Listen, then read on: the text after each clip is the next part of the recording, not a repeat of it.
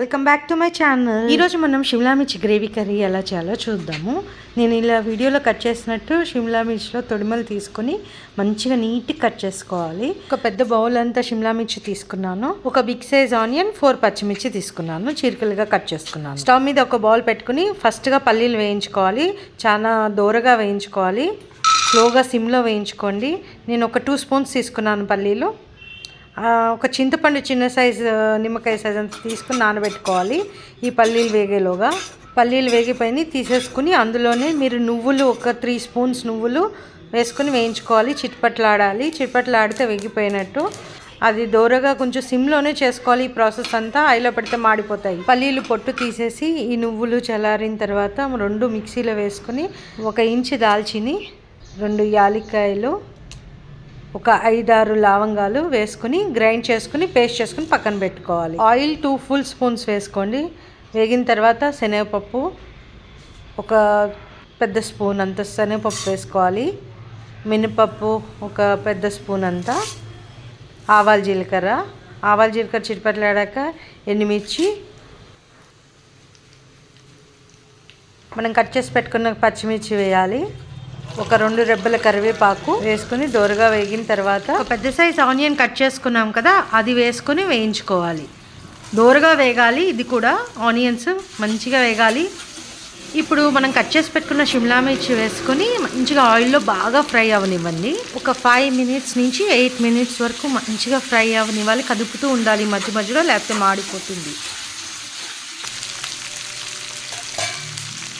ఇప్పుడు ఒక full spoon salt వేసుకోండి. సాల్ట్లో కూడా ఒక 2 మినిట్స్ అలా మగ్గిన తర్వాత జింజర్ గార్లిక్ పేస్ట్ నేను ఇంట్లోనే తయారు చేసుకుంటాను. అల్లం వెల్లుల్లిపాయ వేసుకుని ఆ ఫ్రెష్ జింజర్ గార్లిక్ పేస్ట్ వేస్తే ఆ ఫ్లేవర్ చాలా బాగుంటుంది. ఎప్పటికప్పుడు అలా ఫ్రెష్గానే చేసుకోండి, అప్పుడే దాని టేస్ట్ బాగుంటుంది. ఒక పెద్ద సైజ్ టమాటా తీసుకుని ముక్కలుగా కట్ చేసుకుని వేసుకోవాలి. ఇది ఆయిల్లో ఇది కూడా మగ్గాలి. షిమ్లా మిర్చితో పాటు ఒక చిన్న స్పూను పసుపు కూడా వేసుకోండి. పసుపులో కూడా మగ్గాలి. అది మగ్గిన తర్వాత 1.5 టేబుల్ స్పూన్ కారం వేసుకొని కలుపుకుంటూ ఉండాలి. కింద మాడనివ్వద్దు, మాడితే మళ్ళీ టేస్ట్ పాడవుతుంది. పల్లీలు నువ్వుల పేస్ట్ ఉంది కదా, పేస్ట్ గ్రైండ్ చేసి పెట్టుకున్నాం, అది వేయాలి. వేసి కలుపుకోండి. గ్రైండ్ చేసేటప్పుడు ఎండు కొబ్బరి కూడా వేసుకోవచ్చు ఇందులో. ఇప్పుడు బాగా ఫ్రై అవనివ్వాలి. మంచిగా కలిపేసి కొంచెం సేపు ఫ్రై అవనివ్వండి. ఫ్రై అయిన తర్వాత ఫస్ట్లో నానబెట్టుకున్నాం కదా చింతపండు, ఆ చింతపండు రసం పోయాలి. మనం వేసుకున్న మసాలాలకి ఈ పులుపు టేస్ట్ తగిలితే ఆ రుచే వేరండి. ఇప్పుడు మూత పెట్టుకుని నూనె తేలే వరకు మగ్గించుకోవాలి. మధ్య మధ్యలో ఒకసారి తీసి కలుపుకోండి మాడకుండా. చూసారా, పైనకి నూనె లైట్గా తేలింది కనిపిస్తుంది కదా. ఈ టైంలో కొన్ని వాటర్ పోసుకోవాలి. 1 గ్లాసు, 1.5 కూడా పోసుకోవచ్చు, మీకు కన్సిస్టెన్సీని బట్టి ఉంటుంది. ఇప్పుడు మూత పెట్టుకుని మంచిగా బాయిల్ అవ్వనివ్వండి. ఇప్పుడు ఈ టైంలో మనం ధనియాల పొడి వేసుకోవాలి. ఆ ఫ్లేవర్ అనేది మనకి చాలా ఇంపార్టెంట్. తర్వాత ఒక 1/2 టీ స్పూన్ జీలకర్ర పొడి వేసుకొని కలుపుకోవాలి. మూత పెట్టుకుని కాసేపు మగ్గనివ్వండి. లాస్ట్కి దించే ముందు 1 ఇంచు గరం మసాలా వేసుకోవాలి.